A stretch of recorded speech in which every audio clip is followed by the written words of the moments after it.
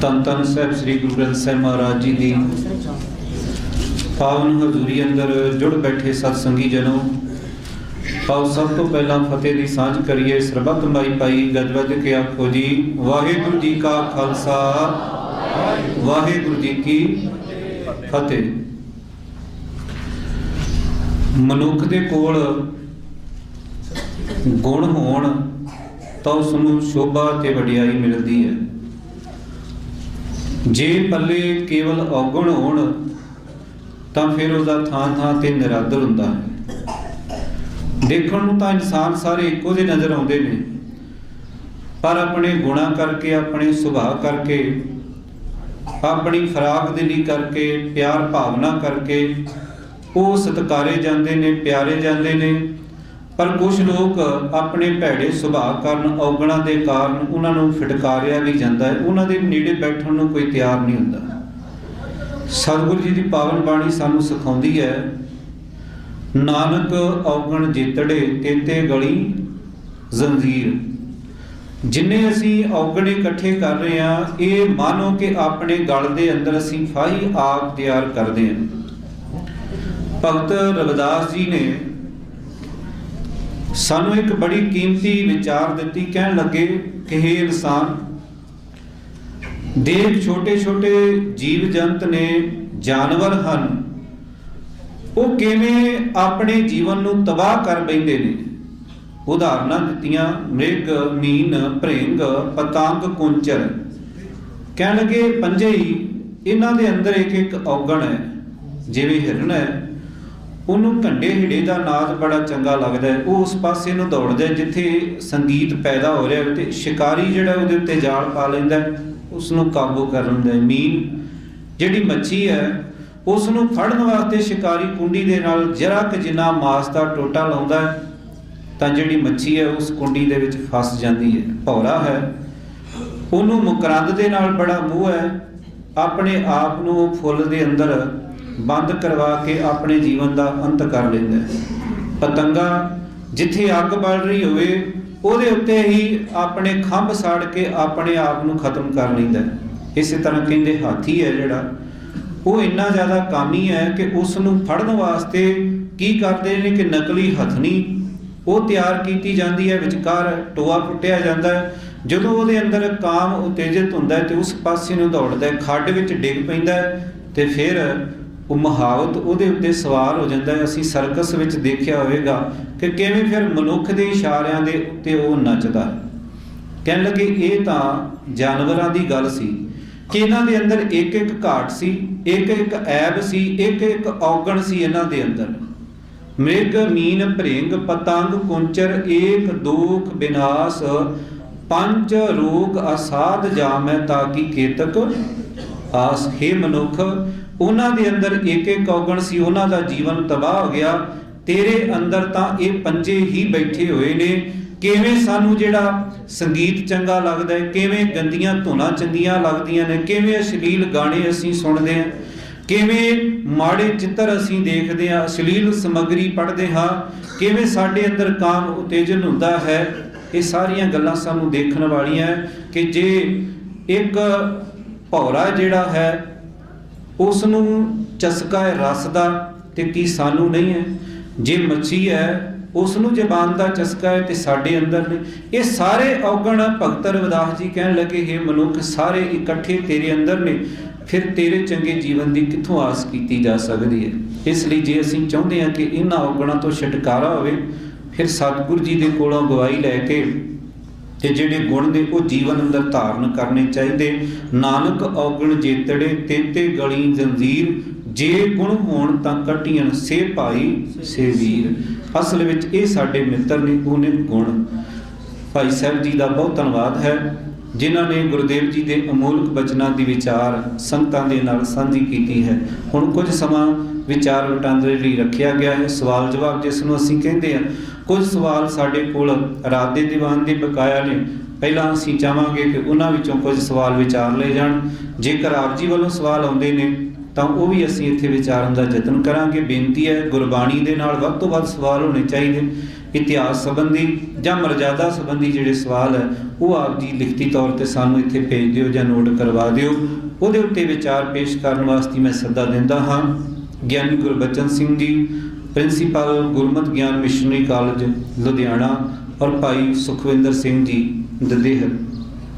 ਪਹਿਲਾ ਸਵਾਲ ਹੀ, ਕਿਉਂਕਿ ਰਾਤ ਦੇ ਦੀਵਾਨ ਦੇ ਸਵਾਲ ਸਨ, मैं भाई सुखविंदर सिंह होने रख दिता हाँ, क्योंकि महत्वपूर्ण सवाल है कि कई कहते हैं कि जिहड़े सिख हैं ये भी हिंदुओं के विचों ही निकले ने, तो कृपा करके दसिया जाए जी कि ये हिंदुओं का ही अंग हैं सिख, कि जां कोई अलग ये मत जां कौम है जी।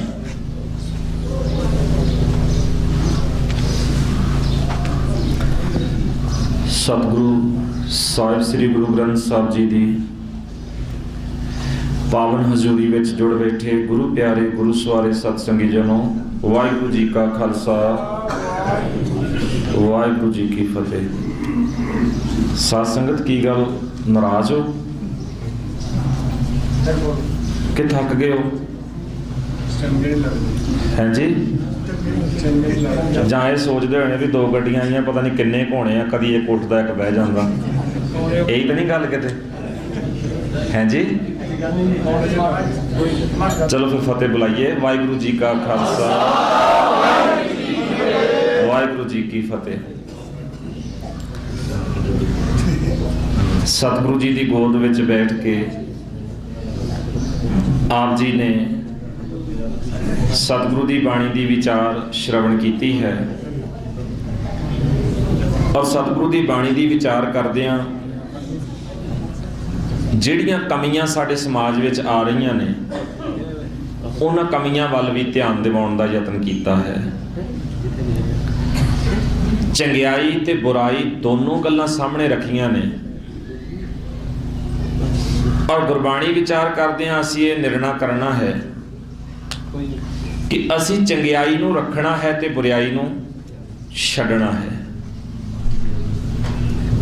ਕਿਉਂਕਿ ਅਖੀਰ 'ਚ भाई गुरजंट सिंह होरी जिहड़ा सतगुरु का वाक तुहाडे नाल साझा कर रहे सन, नानक औगण जेतड़े तेते गली जंजीर, जे गुण होण तां कट्टीअन, से भाई से वीर। साडे मित्र ते गुणा नहीं बनना, गुणा करके सत्कार है, और सानू ये कोशिश करनी चाहिए है कि सतगुरु की बाणी की विचार करदिआं साडा नज़रिया ये बन जाना चाहिए बाणी दी विचार विच जिहड़े गुण ने वो ग्रहण करिए, और जिहड़े बाणी ने औगण कह के नकार दिते आ उन्हां नूं कढण लगियां कदी भी देर ना लाइए।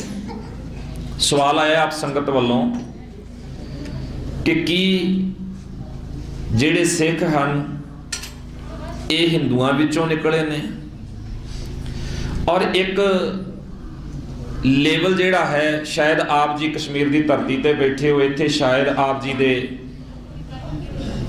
आले दुआले विच उन्हां लोकां दी परमार शायद ना होवे, जां इत्थे आके वो बयान ना दागदे होण, पर पंजाब की धरती ते जम घटा जिहा मिलगोभा जिहा इस तरह का होया पिया भी उत्थे वो सिर घसे जे परले बन्नों आके ते वो उत्थे बड़े बयान दागदे, कदी अंमृतसर आके दागणगे, कदी कितों आण के दागणगे।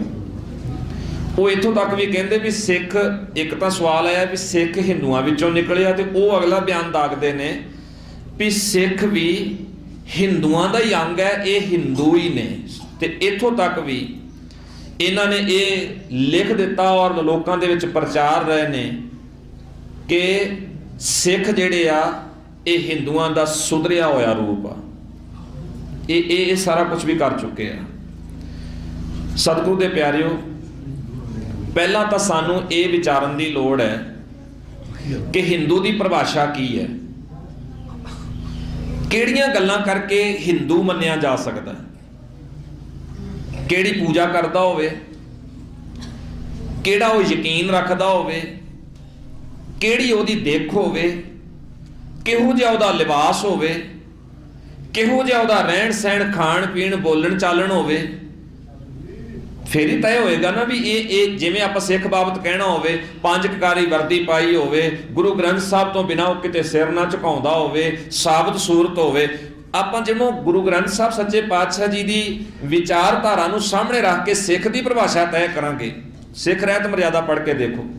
ਸਿੱਖ ਰਹਿਤ ਮਰਜ਼ਾਦਾ ਵਿੱਚ ਬਕਾਇਦਾ ਲਿਖਿਆ ਹੈ, ਜੋ ਇਸਤਰੀ ਜਾਂ ਪੁਰਸ਼ ਇੱਕ ਅਕਾਲ ਪੁਰਖ 10 ਗੁਰੂ ਸਾਹਿਬਾਨ ਗੁਰੂ ਨਾਨਕ ਸਾਹਿਬ ਤੋਂ ਲੈ ਕੇ ਗੁਰੂ ਗੋਬਿੰਦ ਸਿੰਘ ਮਹਾਰਾਜ ਜੀ ਤੱਕ ਉਹਨਾਂ ਦੀ ਬਾਣੀ ਤੇ ਸਿੱਖਿਆ ਅਤੇ ਦਸ਼ਮੇਸ਼ ਜੀ ਦੇ ਖੰਡੇ ਬਾਟੇ ਦੀ ਪੌਲ ਤੇ ਨਿਸ਼ਚਾ ਰੱਖਦਾ, ਕਿਸੇ ਹੋਰ ਧਰਮ ਨੂੰ ਨਹੀਂ ਮੰਨਦਾ, ਉਹ ਸਿੱਖ ਹੈ।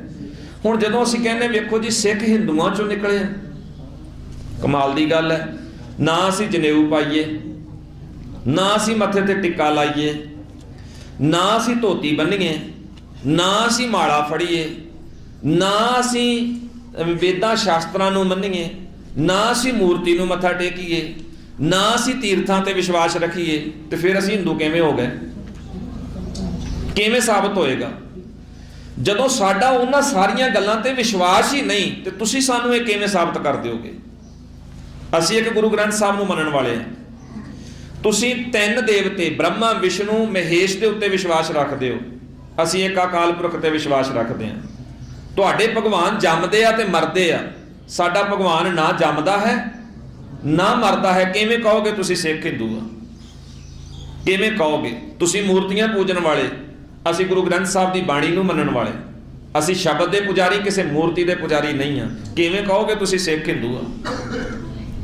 ਕਦੇ ਵੀ ਸਾਬਤ ਨਹੀਂ ਹੋ ਸਕਦਾ, ਕਿਸੇ ਵੀ ਤਰੀਕੇ ਸਾਬਤ ਨਹੀਂ ਹੋ ਸਕਦਾ।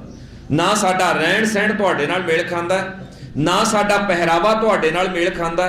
ਤੁਸੀਂ ਇੱਕ ਧਾਗਾ ਪਾਇਆ, ਅਸੀਂ ਲੰਬੀ ਕਿਰਪਾਨ ਪਾ ਕੇ ਰੱਖੀ, ਜਿਹੜਾ ਹਥਿਆਰ ਦਾ ਕੰਮ ਸਾਡਾ ਸ਼ਸਤਰ ਸਤਿਗੁਰੂ ਨੇ ਸਾਨੂੰ ਦਿੱਤਾ। ਤੁਸੀਂ ਧੋਤੀਆਂ ਬੰਨਣ ਵਾਲੇ, ਅਸੀਂ ਕਸ਼ਹਿਰਾ ਧਾਰੀ ਹਾਂ। ਤੁਸੀਂ ਇੱਕ ਛੋਟੀ ਬੋਦੀ ਰੱਖਦੇ ਹੋ, ਅਸੀਂ ਸਾਬਤ ਸੂਰਤ ਕੇਸਾਂ ਧਾਰੀ ਹਾਂ। ਕਿਵੇਂ ਸਾਬਤ ਹੋ ਜਾਏਗਾ? ਤੋ ਇਹ ਸਾਰੀਆਂ ਗੱਲਾਂ ਜਿਹੜੀਆਂ ਸਾਡੇ 'ਚ ਇਸ ਤਰ੍ਹਾਂ ਦੀਆਂ ਆ ਰਹੀਆਂ ਨੇ, ਪਹਿਲਾਂ ਸਾਨੂੰ ਗੁਰੂ ਗ੍ਰੰਥ ਸਾਹਿਬ ਸੱਚੇ ਪਾਤਸ਼ਾਹ ਜੀ ਦੀ ਬਾਣੀ ਨੂੰ ਪੜ੍ਹਨਾ ਪਏਗਾ, ਵਿਚਾਰਨਾ ਪਏਗਾ। ਸਿੱਖ ਕਦੇ ਵੀ ਹਿੰਦੂ ਨਹੀਂ ਹੈ, ਸਿੱਖ ਕਦੇ ਵੀ ਹਿੰਦੂ ਨਹੀਂ ਹੈ, ਔਰ ਨਾ ਹੀ ਸਿੱਖ ਨੂੰ ਸਾਬਤ ਕੀਤਾ ਜਾ ਸਕਦਾ, ਕਿਉਂਕਿ ਸਾਡਾ ਗੁਰੂ ਇਹ ਗੱਲ ਕਹਿੰਦਾ, ਹਿੰਦੂ ਮੂਲੇ ਭੁੱਲੇ ਅਖੁੱਟੀ ਜਾਹੀ, ਨਾਰਦ ਕਹਿਆ ਸੇ ਪੂਜ ਕਰਾਹੀ, ਅੰਧੇ ਗੁੰਗੇ ਅੰਧ ਅੰਧਾਰ ਪਾਥਰਲੇ ਪੂਜੈ ਮੁਗਧ ਗਵਾਰ। ਇਹ ਤੇ ਮੂਰਖ ਹੈ ਜਿਹੜੇ ਪੱਥਰਾਂ ਨੂੰ ਪੂਜਦੇ ਆ, ਤੇ ਸਿੱਖ ਤੇ ਪੱਥਰਾਂ ਨੂੰ ਪੂਜਦਾ ਹੀ ਨਹੀਂ। ਸਿੱਖ ਤਾਂ ਪੱਥਰਾਂ ਨੂੰ ਪੂਜਦਾ ਹੀ ਨਹੀਂ। ਸਿੱਖ ਤੇ ਬਿਪਰ ਦੇ ਆਖੇ ਲਾ ਕੇ, ਬ੍ਰਾਹਮਣ ਦੇ ਆਖੇ ਲਾ ਕੇ ਚੱਲਦਾ ਹੀ ਨਹੀਂ। ਸਿੱਖ ਦੀ ਸੁਰਤ ਵਿੱਚ ਤਾਂ ਇਤਿਹਾਸ ਦੇ ਉਹ ਬੋਲ ਬੈਠੇ, ਸਤਿਗੁਰੂ ਦੀ ਵਡਿਆਈ ਦੇ ਉਹ ਬੋਲ ਬੈਠੇ ਆ, ਜਬ ਲਗ ਖਾਲਸਾ ਰਹੇ ਨਿਆਰਾ, ਤਬ ਲਗ ਤੇਜ ਦਿਓ ਮੈਂ ਸਾਰਾ। ਕਿੰਨੀ ਪਿਆਰੀ ਗੱਲ ਹੈ। ਕਿਹੜਾ ਨਿਆਰਾ ਪਾਣਾ ਸਾਡਾ ਜੀ? ਕਿਹੜਾ ਨਿਆਰਾ? ਕਿਹੜੀ ਨਿਆਰੀ ਗੱਲ ਹੈ ਸਾਡੀ?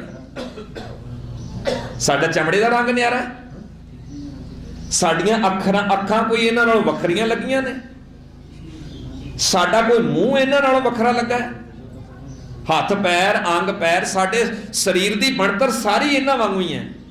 ਪਰ ਕਿਹੜੀ ਗੱਲ ਹੈ ਜਿਹੜੀ ਸਤਿਗੁਰੂ ਸਾਨੂੰ ਨਿਆਰੇ ਵਾਸਤੇ ਕਹਿ ਰਹੇ ਨੇ? ਜਬ ਲਗ ਖਾਲਸਾ ਰਹੇ ਨਿਆਰਾ, ਤਬ ਲਗ ਤੇਜ ਦਿਓ ਮੈਂ ਸਾਰਾ, ਜਬ ਇਹ ਗਹੇ ਬਿਪਰਨ ਕੀ ਰੀਤ ਮੈਂ ਨਾ ਕਰੋ। ਹੈ ਤਾਂ ਨਹੀਂ, ਪਰ ਵੇਖਿਓ ਕਿਤੇ, ਕਿਉਂਕਿ ਗੰਗੂ ਦੀ ਆਦਤ ਬੜੀ ਮਾੜੀ ਹੈ। ਗੰਗੂ ਜਦੋਂ ਤੋਂ ਹੋਂਦ ਵਿੱਚ ਆਇਆ, ਉਹ ਗੁਰੂ ਕੇ ਸਾਹਿਬਜ਼ਾਦਿਆਂ ਨਾਲ ਧੋਖਾ ਕਰਦਾ ਹੀ ਆਇਆ, ਉਹ ਧੋਖਾ ਕਰਦਾ ਹੀ ਆਇਆ। ਗੰਗੂ ਦੇ ਸੁਭਾਅ ਵਿੱਚ, ਗੰਗੂ ਦੇ ਖੂਨ ਵਿੱਚ ਇਹ ਸਾਰੀ ਗੱਲ ਪਈ, ਬੁਰਾਈ ਪਈ ਹੋਈ ਹੈ। ਵੇਖਿਓ ਕਿਤੇ ਸਿੱਖ ਹੈ ਨਹੀਂ ਹਿੰਦੂ, ਸਿੱਖ ਹੈ ਨਹੀਂ ਹਿੰਦੂ, ਪਰ ਵੇਖਿਓ ਕਿਤੇ ਗੰਗੂ ਬੜੀ ਛੇਤੀ ਸਾਡੇ ਨੇੜੇ ਲੱਗਦਾ ਹੈ, ਔਰ ਬੜੀ ਛੇਤੀ ਗਲਵਕੜੀ ਪਾ ਕੇ ਭਰੋਸੇ 'ਚ ਲੈ ਕੇ ਆਖਰ ਧੋਖਾ ਦਿੰਦਾ ਹੈ। ਅੱਜ ਹਰ ਗਲੀ 'ਚ, ਹਰ ਮੋੜ ਤੇ, ਹਰ ਗਲੀ 'ਚ, ਹਰ ਮੋੜ ਤੇ, ਹਰ ਕੋਨੇ ਵਿੱਚ ਕੋਈ ਨਾ ਕੋਈ ਗੰਗੂ ਖੜਾ ਹੈ। ਗੁਰੂ ਕੇ ਸਾਹਿਬਜ਼ਾਦਿਓ, ਬਚਣ ਦੀ ਲੋੜ ਹੈ। ਅੱਜ ਤੁਹਾਨੂੰ ਉਸੇ ਬਿਪਰ ਰੰਗ ਵਿੱਚ ਤੁਹਾਡੇ ਨਿਆਰੇਪਣ ਨੂੰ ਖੋਰਨ ਲਈ ਯਤਨ ਜਾਰੀ ਨੇ। ਅੱਜ ਤੁਹਾਡੀਆਂ ਗੁੱਟਾਂ ਤੇ ਮੌਲੀਆਂ ਬੰਨੀਆਂ ਜਾ ਰਹੀਆਂ ਕੜਿਆਂ ਦੇ ਨਾਲ। ਅੱਜ ਤੁਹਾਡੀਆਂ ਹੱਥਾਂ ਦੇ ਵਿੱਚ ਮੁੰਦਰੀਆਂ ਨਗਾਂ ਵਾਲੀਆਂ ਫਸਾਈਆਂ ਜਾ ਰਹੀਆਂ। ਅੱਜ ਤੁਹਾਨੂੰ ਜੋਤਸ਼ੀਆਂ ਦੇ ਅੱਡਿਆਂ ਤੇ ਲਿਜਾਣ ਵਾਸਤੇ ਮੀਡੀਆ ਪੂਰਾ ਜ਼ੋਰ ਲਾ ਰਿਹਾ ਹੈ। ਅੱਜ ਤੁਹਾਨੂੰ ਉਹ ਸਾਰੇ ਕੁਝ ਦੇ ਵਿੱਚ ਰੰਗਣ ਵਾਸਤੇ, ਖਿਮਾ ਕਰਿਓ, ਤੁਹਾਡਿਆਂ ਗੁਰਦੁਆਰਿਆਂ ਦੀਆਂ ਸਟੇਜਾਂ ਨੂੰ ਵੀ ਵਰਤਿਆ ਜਾ ਰਿਹਾ ਹੈ। ਅੱਜ ਤੁਹਾਡੇ ਅਖਵਾਉਂਦੇ ਸਾਧ ਸੰਤ ਸਾਰਾ ਕੁਝ ਇਹ ਲੈ ਕੇ ਤੁਹਾਡਿਆਂ ਗੁਰਦੁਆਰਿਆਂ 'ਚੋਂ ਤੁਹਾਡੇ ਤੇ ਲੱਦ ਰਹੇ ਨੇ। ਥੋੜਾ ਜਿਹਾ ਸਾਵਧਾਨ ਹੋਣ ਦੀ ਲੋੜ ਹੈ, ਥੋੜਾ ਜਿਹਾ ਸਾਵਧਾਨ ਹੋਣ ਦੀ ਲੋੜ ਹੈ। ਸਤਿਗੁਰੂ ਗੁਰੂ ਗ੍ਰੰਥ ਸਾਹਿਬ ਦੀ ਬਾਣੀ ਆਪ ਪੜ੍ਹਨੀ ਸ਼ੁਰੂ ਕਰੋ, ਵਿਚਾਰਨੀ ਆਪ ਸ਼ੁਰੂ ਕਰੋ। ਮੈਂ ਇੱਕ ਥੋੜਾ ਜਿਹਾ, ਇੱਕ ਛੋਟਾ ਜਿਹਾ ਨੁਕਤਾ ਹੋਰ ਤੁਹਾਡੇ ਸਾਹਮਣੇ ਦੇ ਜਾਣਾ ਤਾਂ ਕਿ ਗੱਲ ਹੋਰ ਕਲੀਅਰ ਹੋ ਜਾਏ। ਜਦੋਂ ਬੱਚਾ ਜਨਮ ਲੈਂਦਾ, ਜਦੋਂ ਬੱਚਾ ਜਨਮ ਲੈਂਦਾ ਤਾਂ ਆਪਾਂ ਨੂੰ ਸਾਰਿਆਂ ਨੂੰ ਪਤਾ ਹੈ, ਕਿਉਂਕਿ ਅਸੀਂ ਸਾਰੇ ਗ੍ਰਸਤੀ ਹਾਂ। ਉਸ ਬੱਚੇ ਦੇ ਜਨਮ ਲੈਣ ਸਮੇਂ ਉਹਨੂੰ ਨਾ ਇੱਕ ਛੋਟਾ ਜਿਹਾ, ਇੱਕ ਗਿੱਠਕ ਦਾ ਉਹਦੇ ਗਲ ਵਿੱਚ ਛੋਟਾ ਜਿਹਾ ਕਮੀਜ਼ ਇੱਕ ਪਾਇਆ ਜਾਂਦਾ, ਛੋਟਾ ਜਿਹਾ ਕਮੀਜ਼ ਇੱਕ ਗਿੱਠਕ ਦਾ ਉਹਦੇ ਗਲ 'ਚ ਪਾਇਆ ਜਾਂਦਾ। ਹੁਣ ਉਹ ਬੱਚਾ ਜਨਮ ਲੈਂਦਾ ਆ, ਫਿਰ ਸਹਿਜ ਸਹਿਜ ਪਲਦਾ ਹੈ ਮਾਂ ਬਾਪ ਦੀ ਛਤਰ ਛਾਇਆ ਹੇਠ, ਵੱਡਾ ਹੁੰਦਾ ਜਾਂਦਾ ਹੈ, ਵੱਡਾ ਹੁੰਦਾ ਜਾਂਦਾ ਹੈ। ਜਿਵੇਂ ਜਿਵੇਂ ਵੱਡਾ ਹੁੰਦਾ ਹੈ, ਉਹ ਪੁਰਾਣੀਆਂ ਚੀਜ਼ਾਂ ਉਹਦੀਆਂ ਛੋਟੀਆਂ ਹੁੰਦੀਆਂ ਜਾਂਦੀਆਂ, ਕੱਪੜੇ ਉਹਦੇ ਛੋਟੇ ਹੋ ਗਏ, ਖਾਣ ਪੀਣ ਉਹਦਾ ਬਦਲ ਗਿਆ, ਉਹਦਾ ਉੱਠਣ ਬੈਠਣ ਬਦਲ ਗਿਆ, ਉਹਦਾ ਬੋਲ ਚਾਲ ਦਾ ਢੰਗ ਬਦਲ ਗਿਆ। ਜਿਵੇਂ ਜਿਵੇਂ ਵੱਡਾ ਹੋਇਆ ਉਹ ਸਹਿਜ ਸਹਿਜ ਅੱਗੇ ਤੋਂ ਅੱਗੇ ਵਿਕਾਸ ਕਰ ਗਿਆ। ਹੁਣ ਜਦੋਂ ਬੱਚਾ 20 ਸਾਲ ਦਾ, 22 ਸਾਲ, 25 ਸਾਲ ਦਾ ਹੋ ਜਾਏ ਤੇ ਮਾਂ ਬਾਪ ਉਸ ਬੱਚੇ ਨੂੰ ਖਿਲਾਰ ਕੇ ਤੇ ਉਹਨੂੰ ਪਿਆਰ ਨਾਲ ਦੁਲਾਰ ਕੇ ਕਹਿਣ, ਪੁੱਤਰ ਆ ਤੇਰਾ ਕਮੀਜ਼ ਹੈ, ਜਦੋਂ ਤੂੰ ਪੈਦਾ ਹੋਇਆ ਸਾਂ ਨਾ ਇਹ ਉਦੋਂ ਤੇਰੇ ਗਲ 'ਚ ਪਾਇਆ ਸੀ, ਲਿਆ ਤੈਨੂੰ ਪਾਈਏ। ਭਲਾ 20, 22 ਸਾਲ, 25 ਸਾਲ ਦਾ ਬੱਚਾ ਕੀ ਆਖੇਗਾ? ਸਮਝ ਸਕਦੇ ਨਾ ਕੀ ਕਹੇਗਾ? ਵੀ ਮੂਰਖੋ, ਤੁਹਾਡਾ ਦਿਮਾਗ ਨਹੀਂ ਕੰਮ ਕਰਦਾ। ਮੈਂ ਉਦੋਂ ਛੋਟਾ ਸਾਂ, ਸਿਰਫ ਇੱਕ ਗਿੱਠ ਦਾ ਕਮੀਜ਼ ਇਹ ਮੇਰੇ ਗਲ 'ਚ ਉਦੋਂ ਪੈ ਸਕਦਾ ਸੀ, ਮੈਂ ਛੋਟਾ ਸਾਂ। ਪਰ ਹੁਣ ਤਾਂ ਮੈਂ ਵੱਡਾ ਹੋ ਗਿਆ, 22, 25 ਸਾਲ ਦਾ ਹੋ ਗਿਆ, ਤੁਸੀਂ ਆ ਗਿੱਠਕ ਦਾ ਕਮੀਜ਼ ਮੇਰੇ ਗਲ 'ਚ ਫਸਾਓਗੇ ਕਿਵੇਂ? ਮੈਂ ਵੱਡਾ ਹੋ ਗਿਆ, ਹੁਣ ਮੈਂ ਇਹ ਕਮੀਜ਼ ਪਾਉਣ ਯੋਗ ਨਹੀਂ ਹੈ, ਇਹ ਮੇਰੇ ਲਾਇਕ ਨਹੀਂ ਹੈ, ਇਹ ਬਹੁਤ ਛੋਟਾ ਹੋ ਗਿਆ ਹੈ। ਗੁਰੂ ਸਵਾਰਿਓ, ਮੰਨ ਲਓ ਕਿਸੇ ਵਿਅਕਤੀ ਦਾ ਜਨਮ ਕਿਸੇ ਵੇਲੇ ਹਿੰਦੂ ਘਰਾਣੇ 'ਚ, ਹਿੰਦੂ ਪਰਿਵਾਰ 'ਚ ਹੋਇਆ ਹੋਵੇ, ਪਰ ਗੁਰੂ ਸਾਹਿਬ ਦੀ ਬਾਣੀ ਤੋਂ ਪ੍ਰਭਾਵਿਤ ਹੋ ਕੇ, ਇਤਿਹਾਸ ਤੋਂ ਪ੍ਰਭਾਵਿਤ ਹੋ ਕੇ, ਗੁਰਸਿੱਖਾਂ ਦੇ ਕਿਰਦਾਰ ਤੋਂ ਪ੍ਰਭਾਵਿਤ ਹੋ ਕੇ ਉਹਨੇ ਉਹ ਸਾਰੀ ਪੂਜਾ ਤਿਆਗ ਦਿੱਤੀ, ਉਹਨੇ ਉਹ ਸਭ ਕੁਝ ਛੱਡ ਦਿੱਤਾ, ਉਹਨੇ ਉਹ ਸਾਰੀ ਮਰਜ਼ਾਦਾ ਤਿਆਗ ਦਿੱਤੀ, ਇੱਕ ਨੁਕਰੇ ਰੱਖ ਦਿੱਤੀ, ਉਹਨੇ ਗੁਰੂ ਕੀ ਮਰਜ਼ਾਦਾ ਧਾਰਨ ਕਰ ਲਈ। ਤੁਸੀਂ ਹੁਣ ਉਹਨੂੰ ਹਿੰਦੂ ਕਿਵੇਂ ਸਾਬਤ ਕਰੋਗੇ? ਜਿਹੜਾ ਬੱਚਾ ਜਨਮ ਸਮੇਂ ਇੱਕ ਗਿੱਠ ਦੇ ਕਮੀਜ਼ ਨਾਲ ਸਾਰ ਲੈਂਦਾ, ਉਹ 22, 25 ਸਾਲ ਦੇ ਬੱਚੇ ਦੇ ਸਾਹਮਣੇ ਦੁਬਾਰਾ ਕਰੋਗੇ, ਉਹ ਧਾਰਨ ਨਹੀਂ ਕਰ ਸਕਦਾ, ਉਹ ਬਹੁਤ ਵੱਡਾ ਹੋ ਚੁੱਕਾ ਹੈ। ਭਾਈ ਸਾਹਿਬ ਉਦਾਹਰਣ ਦੇ ਰਹੇ ਸਨ, ਦੁੱਧ ਵਿੱਚੋਂ ਮੱਖਣ ਵੀ ਨਿਕਲਦਾ ਹੈ, ਦੁੱਧ ਵਿੱਚੋਂ ਮੱਖਣ ਵੀ ਨਿਕਲਦਾ ਹੈ, ਉਹਦੇ ਚੋਂ ਲੱਸੀ ਵੀ ਪੈਦਾ ਹੋ ਜਾਂਦੀ ਹੈ, ਉਸੇ ਮੱਖਣ ਤੋਂ ਘਿਓ ਤਿਆਰ ਹੋ ਜਾਂਦਾ ਹੈ, ਉਸੇ ਦੁੱਧ ਤੋਂ ਬਰਫੀ ਤਿਆਰ ਹੋ ਜਾਂਦੀ ਹੈ, ਕਿੰਨਾ ਕੁਝ ਤਿਆਰ ਹੋ ਜਾਂਦਾ ਹੈ। ਹੁਣ ਜੇ ਕੋਈ ਵਿਅਕਤੀ ਘਿਓ ਨੂੰ ਇਹ ਸਾਬਤ ਕਰਨ ਦੀ ਕੋਸ਼ਿਸ਼ ਕਰੇ, ਵੇਖੋ ਜੀ ਇਹ ਦੁੱਧ ਹੈ, ਘਿਓ ਦੁੱਧ ਨਹੀਂ ਹੈ, ਘਿਓ ਦੁੱਧ ਨਹੀਂ ਹੈ। ਜੇ ਕੋਈ ਉਸੇ ਲੱਸੀ ਵਿੱਚੋਂ ਨਿਕਲਣ ਵਾਲੇ ਮੱਖਣ ਨੂੰ ਇਹ ਸਾਬਤ ਕਰੇ, ਵੇਖੋ ਜੀ ਇਹ ਲੱਸੀ ਹੈ, ਨਹੀਂ ਲੱਸੀ ਨਹੀਂ ਹੈ, ਉਹ ਲੱਸੀ ਨਹੀਂ ਹੈ, ਉਹ ਅੱਗੇ ਵਿਕਾਸ ਕਰ ਚੁੱਕਾ ਹੈ, ਅੱਗੇ ਜਾ ਚੁੱਕਾ ਹੈ।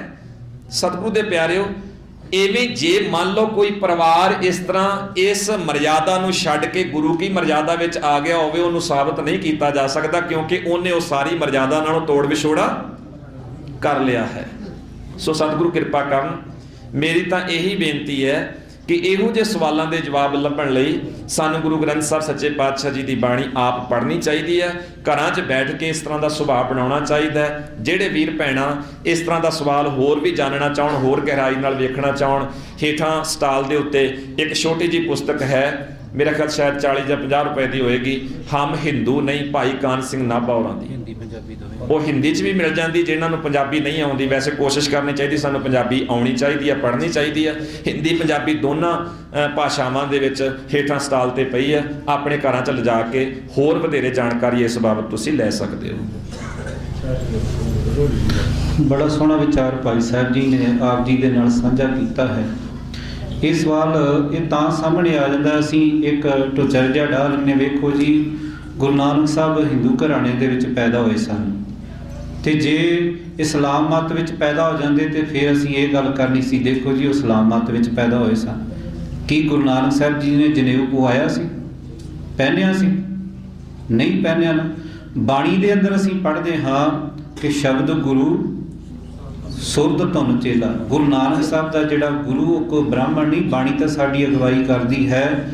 ਕਬੀਰ ਬ੍ਰਾਹਮਣ ਗੁਰੂ ਹੈ ਜਗਤ ਕਾ, ਭਗਤਨ ਕਾ ਗੁਰ ਨਾਹੀਂ। ਜਾਂ ਬਾਣੀ ਦੇ ਅੰਦਰ ਬੇਅੰਤ ਸਾਨੂੰ ਪ੍ਰਮਾਣ ਮਿਲ ਜਾਂਦੇ ਨੇ, ਨਾ ਹਮ ਹਿੰਦੂ ਨਾ ਮੁਸਲਮਾਨ, ਪੰਡਤ ਮੁੱਲਾ ਜੋ ਲਿਖ ਦਿਆ ਛਾੜ ਚਲੇ, ਇਹ ਪ੍ਰਮਾਣ ਸਾਡੇ ਸਾਹਮਣੇ ਨੇ। ਇਸ ਕਰਕੇ ਇੱਕ ਵਿਦਵਾਨ ਨੇ ਬੜੀਆਂ ਸੋਹਣੀਆਂ ਲਾਈਨਾਂ ਲਿਖੀਆਂ ਨੇ ਤੇ ਇਹ ਸਚਾਈ ਨੂੰ ਪੇਸ਼ ਕਰਨ ਵਾਲੀਆਂ ਨੇ ਕਿ ਜਿਨ੍ਹਾਂ ਦੇਵੀ ਦੇਵਤਿਆਂ ਦੇ ਉੱਤੇ ਅੱਜ ਲੋਕ ਮਾਣ ਕਰ ਰਹੇ ਨੇ, ਕੋਈ ਤਰਸ਼ੂਲ ਵੰਡ ਰਿਹਾ, ਕੋਈ ਕਿਸੇ ਤਰ੍ਹਾਂ ਦੀ ਗੱਲ ਕਰਦਾ ਹੈ, ਥਾਂ ਥਾਂ ਤੇ ਮੰਦਿਰ ਬਣੇ ਹੋਏ ਨੇ, ਬੜੀਆਂ ਜੋਤਾਂ ਜਗ ਰਹੀਆਂ ਨੇ, ਟੱਲ ਖੜਕ ਰਹੇ ਨੇ, ਬੜੀ ਜੈ ਜੈਕਾਰ ਹੋ ਰਹੀ ਮਈਆ ਦੀ।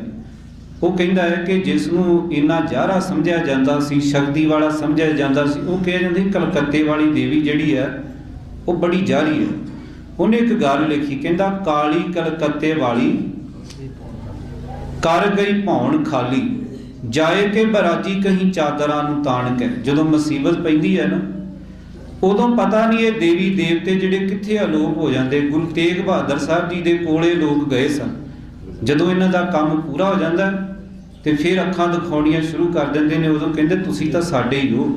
ਕਹਿੰਦਾ ਕਾਲੀ ਕਲਕੱਤੇ ਵਾਲੀ ਭੌਣ ਕਰ ਗਈ ਖਾਲੀ, ਜਾਏ ਕੇ ਬਿਰਾਜੀ ਕਹੀਂ ਚਾਦਰਾਂ ਨੂੰ ਤਾਣ ਕੇ, ਹਾਏ ਅਫਸੋਸ ਆਣ ਕੇ ਨਾ ਸਾਰ ਲੀਨੀ, ਜਬੀ ਸੀਸ ਕਾਟਤੇ ਤੇ ਕੁੱਲ ਹਿੰਦਵਾਨ ਕੇ।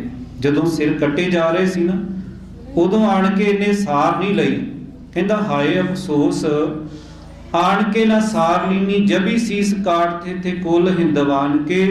किसी ने प्रचंड हुए के देश का ना किया भला, आज सभी जाग उठे देवता जहान के। आज बड़े देवी देवते आ गए। अगली गल उन्हें कही, कहता कुल देवी देव जे जहान से दूर होते। इन्हां देवी देवतियां दा नामो निशान इस संसार दे अंदर नहीं सी होना।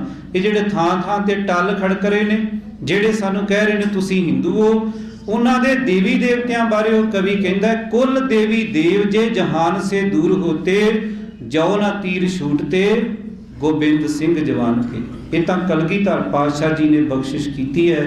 ते साडा जिहड़ा पंथ बिल्कुल नियारा है, साडा राह वखरा है, साडा ग्रंथ, साडे शहीद, साडा सभ्याचार, साडी बोली, साडा पहरावा, साडा कैलेंडर, दिन त्योहार, हर एक चीज़ उन्हां लोकां नाल वखरी है। ਅਸੀਂ ਹੀ ਭਰਮ ਭੁਲੇਖੇ ਦੇ ਸ਼ਿਕਾਰ ਹੈ। ਭਾਈ ਸਾਹਿਬ ਉਹਨਾਂ ਬੇਨਤੀ ਕਰਤੀ ਹੈ ਕਿ ਥੱਲੇ ਪੁਸਤਕ ਭਾਈ ਕਾਨ ਸਿੰਘ ਨਾਭਾ ਜੀ ਦੀ ਹਮ ਹਿੰਦੂ ਨਹੀਂ, ਉਹ ਸਾਨੂੰ ਸਾਰਿਆਂ ਨੂੰ ਪੜ੍ਹਨੀ ਚਾਹੀਦੀ ਹੈ। ਇੱਕ ਇੱਕ ਲਫ਼ਜ਼ ਉਹਦਾ ਯਾਦ ਹੋਣਾ ਚਾਹੀਦਾ ਹੈ, ਕਿਉਂਕਿ ਜਿਹੜਾ ਕੋਈ ਇਹੋ ਜਿਹਾ ਸਵਾਲ ਕਰਦਾ ਉਹਦੀ ਅਸੀਂ ਤਸੱਲੀ ਕਰਵਾ ਸਕੀਏ ਜੀ। ਅਗਲਾ ਸਵਾਲ ਗਿਆਨੀ ਜੀ ਹੋਣਾ ਵਾਸਤੇ ਹੈ ਕਿ ਅੰਮ੍ਰਿਤ ਵੇਲਾ ਕਦੋਂ ਤੋਂ ਸ਼ੁਰੂ ਹੁੰਦਾ ਜੀ? ਅੰਮ੍ਰਿਤ ਵੇਲਾ ਕਦੋਂ ਤੋਂ ਆਰੰਭ ਹੁੰਦਾ ਹੈ? ਕਿਉਂਕਿ ਅੱਜ ਸਾਡੇ ਅੰਦਰ ਵੀ ਏਕਤਾ ਨਹੀਂ ਹੈ। ਕੋਈ 2 ਵਜੇ ਨੂੰ ਅੰਮ੍ਰਿਤ ਵੇਲਾ ਕਹਿੰਦਾ ਹੈ, ਕੋਈ 4 ਵਜੇ 5 ਵਜੇ, ਕੋਈ ਦਿਨ ਚੜ੍ਹੇ ਨੂੰ ਅੰਮ੍ਰਿਤ ਵੇਲਾ ਕਹਿੰਦਾ ਹੈ। ਸੋ ਬਾਣੀ ਨੇ ਸਾਡੀ ਕਿਸ ਤਰ੍ਹਾਂ ਦੀ ਅਗਵਾਈ ਕੀਤੀ ਜਾਂ ਸਿੱਖ ਰਹਿਤ ਮਰਜ਼ਾਦਾ ਸਾਨੂੰ ਕਿਸ ਤਰ੍ਹਾਂ ਦੇ ਦਿਸ਼ਾ ਨਿਰਦੇਸ਼ ਦਿੰਦੀ ਹੈ? ਗਿਆਨੀ ਜੀ ਇਹਦੇ ਤੇ ਵਿਚਾਰ ਦੇਣਗੇ ਜੀ।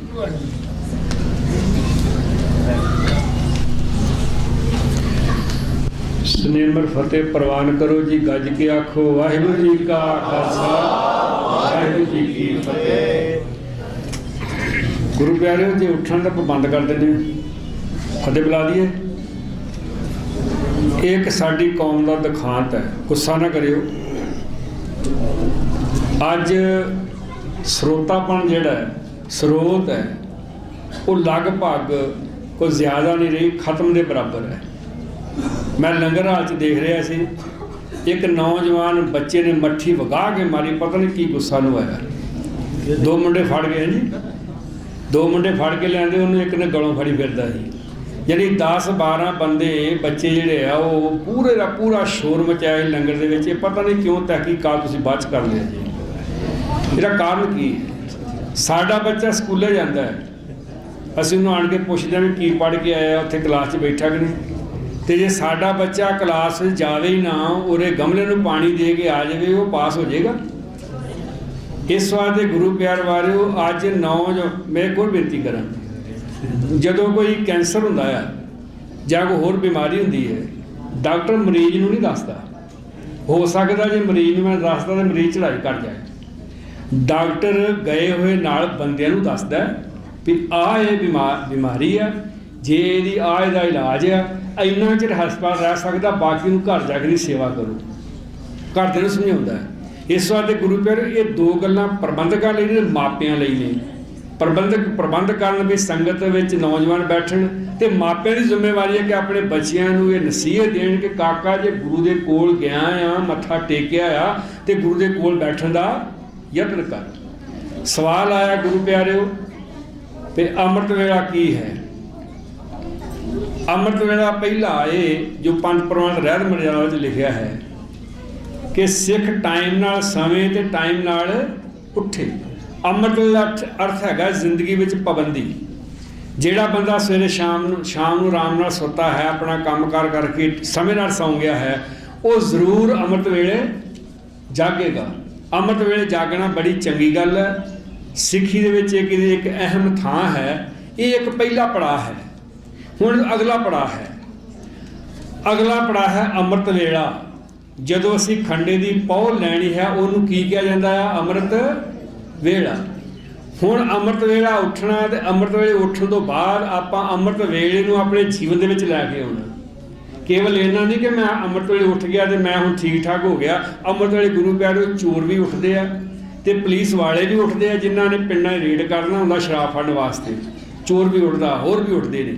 ਇਸ ਵਾਸਤੇ ਨਿਰਾ ਉੱਠਣ ਦੇ ਨਾਲ ਨਹੀਂ ਕਿ ਬੰਦੇ ਨੇ ਹੰਕਾਰ ਪਾਲ ਲਿਆ। ਖਿਆਲ ਕਰਿਓ, ਇੱਕ ਪਰਿਵਾਰ ਨੇ ਨਾ ਤਾਜ਼ਾ ਅੰਮ੍ਰਿਤ ਛਕਿਆ, ਤੇ ਲਾਗੇ ਗਵਾਂਢ ਜਿਹੜਾ ਸੀ, ਉਹ ਪਰਿਵਾਰ ਥੋੜਾ ਇਸ ਤਰ੍ਹਾਂ ਦਾ, ਚਲੋ ਵੀ ਉਹਨਾਂ ਦੇ ਅਜੇ ਆਲਸੀ ਹੋਏਗਾ, ਯਾਨੀ ਉਹਨੇ ਬੰਦੇ ਨੇ 2 ਵਜੇ ਉੱਠ ਕੇ ਆਪਣਾ ਨਾਮ ਵੀ ਜਪ ਲਿਆ, ਨਿਤਨੇਮ ਵੀ ਕਰ ਲਿਆ, ਸੂਰਜ ਚੜਿਆ ਤੇ ਐਂ ਕਰਕੇ ਦੇਖ ਲਿਆ ਹੈ ਗਵਾਂਢੀ ਸੁੱਤੇ ਆ, ਸਾਰੇ ਨਰਕਾਂ ਜਾਣਗੇ।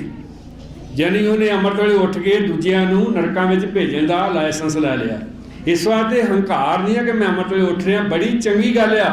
ਅੰਮ੍ਰਿਤ ਵੇਲੇ ਉੱਠਣਾ ਚਾਹੀਦਾ, ਅੰਮ੍ਰਿਤ ਵੇਲਾ ਸੰਭਾਲਣਾ ਚਾਹੀਦਾ। ਪਰ ਬਾਹਰ ਦੇ ਮੁਲਕਾਂ ਦੇ ਵਿੱਚ ਗੁਰੂ ਪਿਆਰਿਓ ਜੋਬ ਜਿਹੜੀ ਹੈ ਬਹੁਤ ਸਾਰਿਆਂ ਆਪਣੀਆਂ ਸੰਗਤਾਂ ਦੀ ਉਹ ਰਾਤ ਦੀ ਡਿਊਟੀ ਹੈਗੀ ਆ। ਉਹਨਾਂ ਦਾ ਅੰਮ੍ਰਿਤ ਵੇਲਾ ਫਿਰ ਕਿਹੜੇ ਵੇਲੇ ਹੋਵੇਗਾ? ਫਿਰ ਅੰਮ੍ਰਿਤ ਵੇਲਾ ਉਹਨਾਂ ਦਾ ਉਦੋਂ ਹੀ ਹੋਵੇਗਾ ਜਦੋਂ ਉਹ ਬਾਣੀ ਪੜ੍ਹਨਗੇ। ਨਾਨਕ ਸੋਈ ਦਿਨਸ ਸੁਹਾਵੜਾ ਜਿਤ ਪ੍ਰਭ ਆਵੈ ਜਿਤ ਦਿਨ ਵਿਸਰੇ ਪਾਰ ਬ੍ਰਹਮ ਫਿਟ ਭਲੇਰੀ ਰੁੱਤ। ਅੰਮ੍ਰਿਤ ਵੇਲੇ ਨੂੰ ਅਸੀਂ ਆਪਣੇ ਜੀਵਨ ਦੇ ਵਿੱਚ ਲੈ ਕੇ ਆਉਣਾ ਹੈ। ਮ੍ਰਿਤ ਮੈਨੇ ਮਰ ਜਾਣਾ, ਅੰਮ੍ਰਿਤ ਨਾ ਮਰਨ ਵਾਲਾ। ਇਹਦਾ ਅਰਥ ਹੈ ਜਿਹੜਾ ਆਤਮਿਕ ਤਲ ਦੇ ਉੱਤੇ ਨਹੀਂ ਮਰਦਾ। ਮੈਂ ਇੱਕ ਮਿਸਾਲ ਦਿੱਤੀ ਪਿਛਲੇ ਦੀਵਾਨਾਂ ਵਿੱਚ, ਅੰਮ੍ਰਿਤ ਵੇਲਾ ਕਦੋਂ ਬਣਾਉਣਾ, ਅੰਮ੍ਰਿਤ ਵੇਲਾ ਕਦੋਂ ਪ੍ਰਗਟ ਹੋਣਾ ਚਾਹੀਦਾ ਹੈ। ਅਸੀਂ ਗ੍ਰਸਤੀ ਹਾਂ ਸਾਰੇ। ਅੰਮ੍ਰਿਤ ਵੇਲਾ ਪ੍ਰਗਟ ਕਦੋਂ ਹੋਣਾ ਚਾਹੀਦਾ ਹੈ? ਸੰਤੋਖ ਕਦੋਂ ਪ੍ਰਗਟ ਹੋਣਾ ਚਾਹੀਦਾ ਵੀ ਮੈਂ ਆਤਮਿਕ ਤਲ ਤੇ ਨਾ ਮਰਾਂ? ਕਦੋਂ? ਮੈਂ ਇੱਕ ਸਮਾਜ ਦੀ ਮਿਸਾਲ ਦਿੰਦਾ ਹੁੰਦਾ ਵੀ ਜਦੋਂ ਆਪਣੀ ਮਿਲਣੀ ਹੁੰਦੀ ਹੈ ਸਮਾਜ ਦੇ ਵਿੱਚ, ਤੁਹਾਡੇ ਵੀ ਇੱਥੇ ਮਿਲਣੀ ਹੁੰਦੀ ਹੋਏਗੀ ਜ਼ਰੂਰ, ਬੱਚੇ ਆਨੰਦ ਕਰਦੇ ਉੱਤੇ। ਹੁਣ ਜਦੋਂ ਲੜਕੀ ਦਾ ਬਾਪ, ਖਿਆਲ ਕਰਿਓ, ਹੁਣ ਲੜਕੀ ਦਾ ਬਾਪ ਲੜਕੇ ਦੇ ਬਾਪ ਦੇ ਗਲ ਵਿੱਚ ਚੈਨੀ ਪਾ ਰਿਹਾ ਹੈ, ਅੰਮ੍ਰਿਤ ਵੇਲਾ ਹੈ? ਆਤਮਿਕ ਜੀਵਨ ਹੈ? ਖਿਆਲ ਕਰ ਲਿਓ। ਹੁਣ ਜਦੋਂ ਲੜਕੀ ਦੀ ਮਾਂ ਲੜਕੇ ਦੀ ਮਾਂ ਦੇ ਗਲ ਚੈਨੀ ਪਾ ਰਹੀ ਹੁੰਦੀ ਹੈ, ਉਦੋਂ ਆਤਮਿਕ ਤਲ ਤੇ ਜਿਉਂਦੇ ਕਿ ਮਰੇ ਆ? ਆਖਾਂ ਜੀਵਾਂ ਵਿਸਰੇ ਮਰ ਜਾਉ। ਇਹ ਖਿਆਲ ਕਰਿਓ। ਜਦੋਂ ਲੜਕੀ ਦੇਖਣ ਵਾਸਤੇ ਗਏ ਆ, ਮੰਗਦੇ ਸੀ ਕੁਝ ਨਹੀਂ, ਪਰ ਫਿਰ ਵੀ ਅਸੀਂ ਚਾਹਨਾ ਹੁੰਦੀ ਹੈ ਕਿ ਸਾਡੇ ਘਰ ਵਿੱਚ ਜ਼ਰੂਰ ਸਮਾਨ ਆਉਣਾ ਚਾਹੀਦਾ ਹੈ। ਭਿੰਨੀ ਰੈਣੜੀਏ ਚਮਕਣ ਤਾਰੇ, ਜਾ ਕੇ ਸੰਤ ਜਨਾ ਮੇਰੇ ਰਾਮ ਪਿਆਰੇ, ਰਾਮ ਪਿਆਰੇ ਸਦਾ ਜਾਗੇ। ਸਦਾ ਜਾਗਣਾ ਹੈ ਗੁਰੂ ਪਿਆਰ ਵਾਲਿਓ। ਕਈਆਂ ਦੀ ਆਦਤ ਹੁੰਦੀ ਆ ਸਤਾਉਣ ਦੀ। ਖਿਆਲ ਕਰੇ, ਛੋਟਾ ਨੁਕਤਾ ਰੱਖ ਕੇ ਮੈਂ ਅਗਲਾ ਸਵਾਲ ਜਿਹੜਾ ਵੀ ਉਹ ਤੁਹਾਡੇ ਸਾਹਮਣੇ ਆਵੇ। ਇੱਕ ਬੰਦਾ ਦਾਰੂ ਪੀ ਕੇ ਰੋਜ਼ ਰਾਤ ਨੂੰ ਆਉਂਦਾ ਹੈ ਤੇ ਸਤਾਉਂਦਾ ਸਾਰੇ ਪਰਿਵਾਰ ਨੂੰ, ਤੰਗ ਕਰਦਾ ਹੈ, ਤੇ ਸਾਰਾ ਪਰਿਵਾਰ ਕਹਿੰਦਾ ਵੀ ਤੂੰ ਦਾਰੂ ਪੀ ਕੇ ਆਉਣਾ, ਤੰਗ ਕਰਦਾ, ਸੌਣ ਨਹੀਂ ਦਿੰਦਾ, ਵੀ ਤੂੰ ਇਹ ਕੰਮ ਬੰਦ ਕਰ। ਪਹਿਲੀ ਗੱਲ ਤੇ ਵੀ ਉਹ ਬੰਦਾ ਕਹੇ ਕਿ ਮੈਂ ਤੁਹਾਡੇ ਘਰੋਂ ਥੋੜੀ ਪੀਂਦਾ। ਖੈਰ ਉਹਨੇ ਚਲੋ ਮੰਨ ਲਿਆ, ਸ਼ਰਾਬ ਛੱਡ ਦਿੱਤੀ, ਖੰਡੇ ਦੀ ਪਹੁਲ ਲੈ ਲਈ, ਤੇ ਖੰਡੇ ਦੀ ਪਹੁਲ ਲੈ ਲਈ ਆ। ਹੁਣ ਉਹ 2 ਵਜੇ ਉੱਠਦਾ, ਕਹਿੰਦਾ ਮੈਂ ਅੰਮ੍ਰਿਤ ਵੇਲਾ ਸੰਭਾਲਿਆ। ਸਾਰੇ ਟੱਬਰ ਨੂੰ ਵਕਤ ਪਾਇਆ ਵੀ ਤੁਸੀਂ ਨਹੀਂ ਅੰਮ੍ਰਿਤ ਵੇਲੇ ਉੱਠਦੇ, ਨਰਕਾਂ ਵਿੱਚ ਜਾਓਗੇ। ਤੇ ਜਦੋਂ ਉਹ 2-2:30 ਵਜੇ ਉੱਠ ਕੇ 5 ਵਜੇ ਤੱਕ ਆਪਣਾ ਨਿਤਨੇਮ ਕਰਨ ਤੋਂ ਬਾਅਦ ਸੌਂਦਾ ਆ, ਤੇ ਘਰ ਵਾਲੀ ਉੱਠਦੀ ਆ, ਆਪਣੇ ਰਸੋਈ ਤਿਆਰ ਕਰਦੀ ਆ ਵੀ ਆਪਣੇ ਬੱਚਿਆਂ ਨੇ ਸਕੂਲੇ ਭੇਜਣ ਵਾਸਤੇ ਖੜਕਾ ਹੁੰਦਾ, ਉਦੋਂ ਫੇਰ ਰੌਲਾ ਪੈਂਦਾ ਤੁਹਾਡਾ ਬੇੜਾ ਤਰ ਜੇ, ਮੈਂ ਆਰਾਮ ਕਰਨਾ, ਅੰਮ੍ਰਿਤ ਵੇਲਾ ਸੰਭਾਲਿਆ, ਤੁਸੀਂ ਖੜਕਾ ਕਰੀ ਜਾਂਦੇ ਹੋ। ਜਿਹੜੀ ਸਤਾਉਣ ਦੀ ਬਿਰਤੀ ਉਹਦੇ ਮਨ ਵਿੱਚੋਂ ਗਈ ਨਹੀਂ ਹੈ। ਯਾਨੀ ਅੰਮ੍ਰਿਤ ਵੇਲਾ ਅਸੀਂ ਆਪਣੇ ਜੀਵਨ ਦੇ ਵਿੱਚ ਬਣਾਉਣਾ ਹੈ ਗੁਰੂ ਪਿਆਰ ਵੇਲੇ, ਜਿੱਥੇ ਸਵੇਰ ਦੀ ਸੰਭਾਲ ਕਰਨੀ ਆ, ਉਹ ਸਵੇਰ ਦੀ ਸੰਭਾਲ ਨੂੰ ਆਪਣੇ ਜੀਵਨ ਦੇ ਵਿੱਚ ਵੀ ਲੈ ਕੇ ਅਸੀਂ ਆਈਏ। ਦੀਵਾਨ ਦਾ ਸਮਾਂ ਲਗਭਗ ਪੂਰਾ ਹੋ ਚੁੱਕਾ, ਪਰ ਇੱਕ ਸਵਾਲ, ਕਿਉਂਕਿ ਕੱਲ ਦੇ ਸਵੇਰ ਦੇ ਦੀਵਾਨ ਵਿੱਚ ਵੀ ਕਾਫੀ ਪਰਚੀਆਂ, ਰਾਤੀ ਵੀ ਤੇ ਹੁਣ ਵੀ 2 ਪਰਚੀਆਂ ਪਹੁੰਚ ਚੁੱਕੀਆਂ ਨੇ, ਭਾਵੇਂ ਕਿ ਇਹ ਵੀ ਸਵਾਲ ਜਿਹੜਾ ਇਹਦੇ ਲਈ ਵੀ ਸਮਾਂ ਲੰਬੇਰਾ ਚਾਹੀਦਾ ਜਿਵੇਂ ਪਹਿਲਾ ਸਵਾਲ ਸੀ। ਸੋ ਇਹਦੇ ਤੇ ਅਸੀਂ ਵਿਚਾਰ ਕਰਕੇ 5-4 ਮਿੰਟ ਦੇ ਵਿੱਚ ਤੇ ਠੀਕ 9 ਵਜੇ ਸਮਾਪਤੀ ਕਰ ਦੇਣੀ ਹੈ। ਉਸ ਤੋਂ ਪਹਿਲਾਂ ਇੱਕ ਛੋਟੀ ਜੀ ਬੇਨਤੀ ਹੈ। ਕੱਲ ਦੇ ਸਵੇਰ ਦੇ ਦੀਵਾਨ ਵਿੱਚ ਵੀ ਅਸੀਂ ਬੇਨਤੀ ਕੀਤੀ ਸੀ ਕਿ ਗੁਰਦੁਆਰਾ ਸਾਹਿਬ ਜਦੋਂ ਅਸੀਂ ਆਉਂਦੇ ਹਾਂ ਸਾਫ ਸੁਥਰੇ ਬਸਤਰ ਪਹਿਨ ਕੇ ਆਉਣਾ ਚਾਹੀਦਾ ਹੈ, ਬੜੇ ਟਿਕਾ ਦੇ ਨਾਲ ਬੈਠਣਾ ਚਾਹੀਦਾ ਹੈ। ਔਰ ਉਸ ਗੁਰਦੁਆਰਾ ਸਾਹਿਬ ਦੇ ਅੰਦਰ ਅਜੇ ਭਾਈ ਸਾਹਿਬ ਜੀ ਵਿਚਾਰ ਆਰੰਭ ਹੀ ਕਰ ਰਹੇ ਸਨ ਤੇ ਕੰਧ ਨਾਲ ਲੱਗੀ ਹੋਈ ਜਿਹੜੀ ਕੰਧ ਘੜੀ ਹੈ ਇਹਦਾ ਅਲਾਰਮ ਲਗਭਗ 25-30 ਸੈਕਿੰਡ ਲਗਾਤਾਰ ਵੱਜਦਾ ਰਿਹਾ। ਗੁਰਦੁਆਰਾ ਸਾਹਿਬ ਅਸੀਂ ਟਿਕਾ ਨਾਲ ਬੈਠਣਾ, ਕਿਉਂਕਿ ਸਤਿਗੁਰੂ ਜੀ ਦੀ ਬਾਣੀ ਸਾਡੀ ਅਗਵਾਈ ਕਰਦੀ ਹੈ, ਪ੍ਰਭ ਕੀ ਉਸਤਤ ਕਰੋ ਸੰਤ ਮੀਤ ਸਾਵਧਾਨ ਇਕਾਗਰ ਚੀਤ। ਪਰ ਇਕਾਗਰਤਾ ਸਾਡੀ ਇੱਥੇ ਆਣ ਕੇ ਜਦੋਂ ਟੁੱਟਦੀ ਹੈ ਕਿ ਤਰ੍ਹਾਂ ਦੀਆਂ ਲਾਈਟਾਂ ਲੱਗੀਆਂ ਹੁੰਦੀਆਂ ਨੇ। ਆ ਸਾਹਮਣੇ ਮੇਰੇ ਇੱਕ ਲਾਈਟ ਚੱਲ ਰਹੀ ਹੈ, ਜੇ ਰਾਤ ਨੂੰ ਚੱਲ ਰਹੀ ਹੋਵੇ ਮੇਰਾ ਖਿਆਲ ਹੈ ਕਿ ਸਾਰਾ ਗੁਰਦੁਆਰਾ ਸਾਹਿਬ ਦੇ ਅੰਦਰ ਇਹ ਰੰਗ ਬਰੰਗੀਆਂ ਲਾਈਟਾਂ ਘੁੰਮਣਗੀਆਂ। ਫਿਰ ਅਸੀਂ ਥੰਮਲਿਆਂ ਦੇ ਨਾਲ ਥਾਂ ਤੇ ਚਮਕਣ ਵਾਲੀਆਂ ਲਾਈਟਾਂ ਲਾਈਆਂ ਹੋਈਆਂ। ਸਭ ਤੋਂ ਵੱਧ ਜਿਹੜੇ ਹਾਦਸੇ ਗੁਰਦੁਆਰਾ ਸਾਹਿਬ ਦੇ ਅੰਦਰ ਵਾਪਰਦੇ ਨੇ ਇਹਨਾਂ ਲਾਈਟਾਂ ਦੇ ਕਾਰਨ ਵਾਪਰਦੇ ਨੇ। ਲੱਕੜ ਦੀਆਂ ਪਾਲਕੀਆਂ ਹੁੰਦੀਆਂ ਨੇ, ਨਾਲ ਜਗਣ ਬੁਝਣ ਵਾਲੀਆਂ ਲਾਈਟਾਂ ਲੱਗੀਆਂ ਹੁੰਦੀਆਂ ਨੇ। ਉਹ ਕੁਝ ਨਾ ਕੁਝ ਸ਼ਾਰਟ ਸਰਕਟ ਹੋ ਜਾਂਦਾ, ਕਿਉਂਕਿ ਹਲਕੀਆਂ ਜੀਆਂ ਬਹੁਤ ਹਲਕੀਆਂ ਸਸਤੇ ਪੱਧਰ ਦੀਆਂ ਜਿਹੜੀਆਂ ਇਹ ਲਾਈਟਾਂ ਹੁੰਦੀਆਂ ਨੇ ਜਿਹੜੀਆਂ ਅਸੀਂ ਨਾਲ ਲਾ ਕੇ ਰੱਖਦੇ। ਇੱਥੇ ਬਿਲਕੁਲ ਸਾਦਗੀ ਵਾਲਾ ਰੁਮਾਲਾ ਚਾਹੀਦਾ, ਕੋਈ ਇਸ ਤਰ੍ਹਾਂ ਦੇ ਬਨੋਟੀ ਬਹੁਤੇ ਫੁੱਲ ਨਹੀਂ ਚਾਹੀਦੇ। ਕੋਈ ਫੁੱਲਾਂ ਦੀ ਦੁਕਾਨ ਨਹੀਂ ਹੈ ਕਿ ਇੱਥੋਂ ਅਸੀਂ ਫੁੱਲ ਦੇਖਣ ਆਏ ਵੀ ਤਰ੍ਹਾਂ ਦੇ ਰੱਖੇ ਹੋਣ। ਇੱਕ ਬੇਨਤੀ, ਇੱਕ ਸੁਝਾਅ ਹੈ, ਆਪ ਜੀ ਦੀ ਮਰਜ਼ੀ ਹੈ ਇਸ ਨੂੰ ਲਾਗੂ ਕਰਨਾ ਜਾਂ ਨਾ ਲਾਗੂ ਕਰਨਾ, ਕਿਉਂਕਿ ਜਦੋਂ ਇਸ ਤਰ੍ਹਾਂ ਦੀਆਂ ਚਮਕਦਾਰ ਚੀਜ਼ਾਂ ਪਈਆਂ ਹੁੰਦੀਆਂ ਨੇ, ਸਾਹਮਣੇ ਮੰਨ ਲਓ ਕਿ 2 ਫੁੱਲ ਪਏ, ਜੇ ਉਹ ਰਾਤ ਨੂੰ ਇਹ ਜਗਦੇ ਹੋਣ ਸਾਡਾ ਧਿਆਨ ਇਸ ਪਾਸੇ ਹੋਣਾ, ਸਤਿਗੁਰੂ ਜੀ ਦੇ ਉਪਦੇਸ਼ ਤੋਂ ਅਸੀਂ ਵਾਂਝੇ ਰਹਿ ਜਾਵਾਂਗੇ। ਇਸ ਲਈ ਬੇਨਤੀ ਹੈ ਕਿ ਕਿਉਂਕਿ ਸੰਗਤ ਦੇ ਮਨ ਵਿੱਚ ਹੁੰਦਾ ਹੈ ਕਿ ਆਹ ਚੀਜ਼ ਬੜੀ ਸੋਹਣੀ ਲੱਗਦੀ ਹੈ, ਉਹ 150 ਦੀ ਖਰੀਦ ਕੇ ਦੂਜਾ ਬੰਦਾ ਗੁਰਦੁਆਰੇ ਰੱਖ ਆਉਂਦਾ ਹੈ, ਗਵਾਂਢੀ ਦੇਖਦਾ ਇਹ ਰੱਖ ਕੇ ਚਲੋ ਇੱਕ ਮੈਂ ਵੀ ਰੱਖ ਕੇ ਆ ਜਾਣਾ। ਇਹ ਸਾਨੂੰ ਜਿਹੜਾ ਬਿਰਤੀ ਹੈ ਤੋੜਨੀ ਚਾਹੀਦੀ ਹੈ। ਗੁਰਦੁਆਰਾ ਸਾਹਿਬ ਦੇ ਗ੍ਰੰਥੀ ਸਾਹਿਬਾਨ, ਪ੍ਰਬੰਧਕ ਸਾਹਿਬਾਨ ਜੋ ਸੁਚੱਜਾ ਪ੍ਰਬੰਧ ਕਰ ਸਕਦੇ ਆ ਅੰਦਰ ਸਾਦਗੀ ਵਾਲਾ, ਉਹ ਵੱਧ ਤੋਂ ਵੱਧ ਹੋਣਾ ਚਾਹੀਦਾ। ਇਹ ਸਵਾਲ ਅਖੀਰਲਾ ਜੀ, ਇਸ ਉਪਰੰਤ ਸਮਾਪਤੀ ਜਿਹੜੇ ਸਵਾਲ ਰਹਿ ਜਾਣਗੇ, ਕਿਉਂਕਿ ਕਾਫੀ ਸਵਾਲ ਰਹਿ ਗਏ ਨੇ ਪੈਂਡਿੰਗ, ਉਹ ਕੱਲ ਦੇ ਰਾਤ ਦੇ ਦੀਵਾਨ ਵਿੱਚ ਵੀ, ਕੱਲ ਸਵੇਰੇ ਤੇ ਕੱਲ ਰਾਤ ਦਾ ਦੀਵਾਨ ਹੈ ਉਹਦੇ ਵਿੱਚ ਵੀ ਵਿਚਾਰੇ ਜਾ ਸਕਦੇ ਨੇ, ਜਾਂ ਗੁਰਮਤਿ ਵਿਰਸਾ ਮੈਗਜ਼ੀਨ ਹੈ ਉਹਦੇ ਵਿੱਚ ਵੀ ਇਹਨਾਂ ਸਵਾਲਾਂ ਨੂੰ ਅਸੀਂ ਲਗਾਤਾਰ ਛਾਪਦੇ ਹਾਂ। ਤੇ ਜਿਹੜਾ ਸ਼ਾਮ ਦਾ ਦੀਵਾਨ ਹੈ ਜੀ ਉਹਦਾ ਸਮਾਂ ਹੈਗਾ 7 ਤੋਂ 10 ਵਜੇ ਤੱਕ। ਸਥਾਨ ਹੈ ਗੁਰਦੁਆਰਾ ਸਿੰਘ ਸਭਾ ਪਿੰਡ ਧਰਮਕੁੰਟ। ਦੁਬਾਰਾ ਸੁਣ ਲਓ ਜੀ, ਸ਼ਾਮ ਦਾ ਦੀਵਾਨ ਸਮਾਂ 7 ਤੋਂ 10, ਗੁਰਦੁਆਰਾ ਸਿੰਘ ਸਭਾ ਪਿੰਡ ਧਰਮਕੁੰਟ।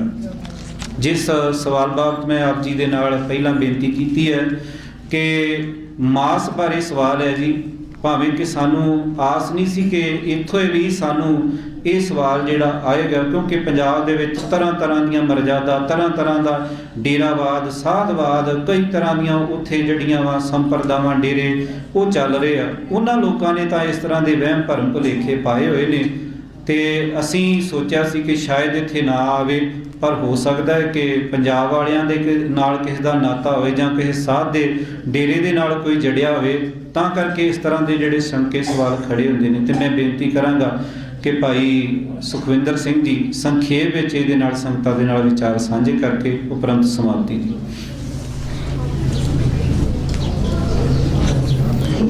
ਸਾਧ ਸੰਗਤ ਦੇ ਸਵਾਲ ਸਾਡਾ ਖਹਿੜਾ ਨਹੀਂ ਛੱਡਦਾ। ਕਿਸੇ ਵੀ ਦੀਵਾਨ 'ਚ ਚਲੇ ਜਾਓ ਤੇ ਘੁਮਾ ਕੇ ਇਧਰੋਂ ਉਧਰੋਂ ਕਰਕੇ ਵਲਵਲਾਵਾਂ ਮਾਰ ਕੇ ਇਹ ਸਵਾਲ ਸਾਡੇ ਤੇ ਆ ਹੀ ਜਾਂਦਾ। ਕਈ ਵਾਰੀ ਤਾਂ ਇੰਝ ਵੀ ਲੱਗਦਾ ਵੀ ਸਾਡੀ ਕੋਈ ਐਸੀ ਸਭਾ ਹੋਏਗੀ ਜਿੱਥੇ ਸਵਾਲ ਨਾ ਉੱਠਦਾ ਹੋਏਗਾ। ਦੂਜੀ ਗੱਲ ਵੀ, ਚਲੋ ਸਵਾਲ ਆਇਆ, ਮੈਂ ਥੋੜਾ ਜਿਹਾ ਕੋਸ਼ਿਸ਼ ਵੀ ਕਰਦਾ ਹਾਂ, ਪਰ ਵੈਸੇ ਮੈਂ ਇੱਕ ਬੇਨਤੀ ਹੋਰ ਵੀ ਕਰਨੀ ਚਾਹੁੰਦਾ ਹਾਂ ਵੀ ਇਹ ਸਵਾਲ ਤੁਸੀਂ ਨਿਹੰਗ ਸਿੰਘਾਂ ਨੂੰ ਕਰਿਆ ਕਰੋ। ਇਹਦਾ ਜਵਾਬ ਤੇ ਵਧੀਆ ਉਹੀ ਦੇ ਸਕਦੇ ਆ ਨਾ। ਤਾਂ ਨਾ ਤੇ ਅਸੀਂ ਵੇਖੋ ਗੱਡੀ ਦੇ ਵਿੱਚ ਅਸੀਂ ਤਾਂ ਲਿਟਰੇਚਰ ਲੈ ਕੇ ਆਏ ਹਾਂ, ਨਾ ਤੇ ਕੋਈ ਅਸੀਂ ਬੱਕਰਾ ਲੈ ਕੇ ਆਏ, ਨਾ ਮੁਰਗੇ ਲੈ ਕੇ ਆਏ ਹਾਂ। ਪਤਾ ਨਹੀਂ ਸਾਡੇ ਤੇ ਸਵਾਲ ਕਿਉਂ ਆਉਂਦਾ। ਫਿਰ ਵੀ ਜੇ ਤੁਸੀਂ ਇਹ ਪੁੱਛਣ ਦੀ ਇੱਛਾ ਰੱਖੀ ਹੈ ਵੀ ਦੱਸ ਦਿਓ, ਤਾਂ ਮੈਂ ਗੁਰੂ ਗ੍ਰੰਥ ਸਾਹਿਬ ਸੱਚੇ ਪਾਤਸ਼ਾਹ ਜੀ ਦੀ ਬਾਣੀ ਦੇ ਆਧਾਰਿਤ ਆਪ ਜੀ ਨੂੰ ਥੋੜਾ ਜਿਹਾ ਸੰਖੇਪ ਵਿੱਚ ਉੱਤਰ ਦੇਣ ਦੀ ਕੋਸ਼ਿਸ਼ ਕਰ ਰਿਹਾ। ਇਹ ਸਵਾਲ ਵੈਸੇ ਮੁੱਢਲੇ ਰੂਪ ਵਿੱਚ ਹੈ ਹੀ ਗਲਤ ਹੈ। ਇਹ ਸਵਾਲ ਹੀ ਗਲਤ ਹੈ। ਜਿਹੜਾ ਵੀ ਵਿਅਕਤੀ ਸਵਾਲ ਕਰਦਾ ਨਾ, ਉਹਦਾ ਸਵਾਲ ਹੀ ਗਲਤ ਹੈ। ਉਹਨੂੰ ਇਹ ਜਾਣਕਾਰੀ ਨਹੀਂ ਹੈਗੀ। ਸੁਣੀਆਂ ਸੁਣਾਈਆਂ ਗੱਲਾਂ ਦੇ ਉੱਤੇ ਸਵਾਲ ਕਰ ਦਿੰਦੇ ਆ। ਸਾਡਾ ਸਵਾਲ ਹੀ ਗਲਤ ਹੈ। ਇਹ ਮੈਂ ਨਹੀਂ ਕਹਿ ਰਿਹਾ, ਮੇਰੇ ਤੇ ਨਾ ਇਤਰਾਜ਼ ਕਰਿਓ। ਇਹ ਸਵਾਲ ਅੱਜ ਨਹੀਂ ਉੱਠਿਆ, ਇਹ ਸਵਾਲ ਗੁਰੂ ਨਾਨਕ ਸਾਹਿਬ ਦੇ ਟਾਈਮ ਤੇ ਵੀ ਸੀਗਾ। ਇਹ ਸਵਾਲ ਉਦੋਂ ਵੀ ਸੀਗਾ, ਔਰ ਗੁਰੂ ਨਾਨਕ ਸਾਹਿਬ ਦੇ ਸਾਹਮਣੇ ਵੱਡਾ ਮਸਲਾ ਬਣ ਕੇ ਆਇਆ। ਦੱਸੋ ਮਹਾਰਾਜ, ਖਾਣਾ ਕਿ ਨਹੀਂ ਖਾਣਾ? ਦੱਸੋ ਮਹਾਰਾਜ, ਨਿਰਣਾ ਕਰੋ, ਖਾਣਾ ਕਿ ਨਹੀਂ ਖਾਣਾ? ਔਰ ਗੁਰੂ ਨਾਨਕ ਸਾਹਿਬ ਸੱਚੇ ਪਾਤਸ਼ਾਹ ਜੀ ਨੇ ਐਸੇ ਲੋਕਾਂ ਨੂੰ ਇੱਕ ਦਿਸ਼ਾ ਨਿਰਦੇਸ਼ ਦਿੱਤਾ, ਔਰ ਦਿਸ਼ਾ ਨਿਰਦੇਸ਼ ਅੱਜ ਵੀ ਸਾਡੇ ਲਈ ਉਸੇ ਤਰ੍ਹਾਂ ਕਾਇਮ ਹੈ। ਸੁਣਿਓ ਹੁਣ ਧਿਆਨ ਨਾਲ, ਖਾਣਾ ਕਿ ਨਹੀਂ ਖਾਣਾ ਸੁਣਿਓ। ਮਾਸ ਮਾਸ ਕਰ, ਮਾਸ ਮਾਸ ਕਰ, ਹੁਣ ਬੋਲੋ ਹੁਣ। ਮੂਰਖ ਝਗੜੇ। ਕਿਉਂ ਝਗੜੇ ਭਲਾ? ਇੱਕ ਕਹਿੰਦਾ ਸੀ ਖਾਣਾ ਤੇ ਦੂਜਾ ਕਹਿੰਦਾ ਨਹੀਂ ਖਾਣਾ। ਇੱਕ ਕਹਿੰਦਾ ਚੰਗੀ ਗੱਲ, ਦੂਜਾ ਕਹਿੰਦਾ ਇਹ ਪਾਪ ਆ। ਗੁਰੂ ਨਾਨਕ ਸਾਹਿਬ ਦੇ ਵਿਚਾਰ ਰੱਖ ਰਿਹਾ, ਮੈਂ ਆਪਣੇ ਕੋਲੋਂ ਕੁਝ ਨਹੀਂ ਕਹਿਣਾ, ਕਿਉਂਕਿ ਵਿਵਾਦਿਤ ਜਿਹਾ ਸਵਾਲ ਹੈ। ਮੈਂ ਨਿਰਣਾ ਦੇਣ ਦੀ ਸਮਰੱਥਾ ਵਿੱਚ ਨਹੀਂ, ਨਾ ਸਾਡੇ ਜਥੇ ਕੋਲ ਇੰਨੀ ਤਾਕਤ ਹੈ। ਇਹ ਤਾਂ ਭਾਈ ਵੱਡਾ ਮਸਲਾ, ਪੰਥਕ ਮਸਲਾ, ਜਥੇਦਾਰਾਂ ਦਾ ਮਸਲਾ। ਜਿਨ੍ਹਾਂ ਨੂੰ ਤੁਸੀਂ ਕਿਰਪਾਨਾਂ ਭੇਟ ਕਰਦੇ ਹੋ ਉਹਨਾਂ ਨੂੰ ਪੁੱਛਿਆ ਕਰੋ, ਜਿਹੜੇ ਵੱਡੀਆਂ ਵੱਡੀਆਂ ਗੱਡੀਆਂ ਤੇ ਲਾਈਟਾਂ ਲਾ ਕੇ ਤੇ ਉਹ ਜਥੇਦਾਰ ਹੁਕਮਨਾਮੇ ਜਾਰੀ ਕਰਨ ਵਾਲੇ, ਜਿਨ੍ਹਾਂ ਨੂੰ ਅੱਗੇ ਤੁਸੀਂ ਐ ਬੜੇ ਫੁੱਲਾਂ ਦੀ ਵਰਖਾ ਨਾਲ ਸਾਜਦੇ ਨਵਾਜਦੇ ਹੋ, ਉਹਨਾਂ ਨੂੰ ਪੁੱਛਿਆ ਕਰੋ। ਉਹਨਾਂ ਦੇ ਅੱਗੇ ਤੇ ਹੱਥ ਹੀ ਜੋੜੀ ਜਾਂਦੇ ਆ ਤੇ ਸਵਾਲ ਸਾਡੇ ਗਲ ਪੈ ਜਾਂਦਾ ਹੈ। ਮਾਸ ਮਾਸ ਕਰ, ਮੂਰਖ ਝਗੜੇ। ਝਗੜਦੇ ਹੀ ਰਹੇ। ਗਿਆਨ ਧਿਆਨ ਨਹੀਂ ਜਾਣੇ। ਇਹਨਾਂ ਨੂੰ ਪਤਾ ਨਹੀਂ ਕੱਖ ਵੀ, ਇਹ ਝਗੜਨ ਜੋਗੇ ਹੀ ਆ। ਕੌਣ ਮਾਸ ਕੌਣ ਸਾਗ ਕਹਾਵੇ, ਕਿਸਮੈ ਪਾਪ ਸਮਾਣੇ। ਦੱਸੋ ਜੀ, ਪਾਪ ਕਿਹਦੇ ਵਿੱਚ? ਕੋਈ ਹੈ ਦਲੀਲ, ਕੋਈ ਹੈ ਉੱਤਰ? ਤੁਸੀਂ ਮਾਸ ਕਿਹਨੂੰ ਕਹਿੰਦੇ ਹੋ ਤੇ ਸਾਗ ਕਿਹਨੂੰ ਕਹਿੰਦੇ ਹੋ? ਕੌਣ ਮਾਸ ਕੌਣ ਸਾਗ ਕਹਾਵੇ, ਕਿਸਮੈ ਪਾਪ ਸਮਾਣੇ।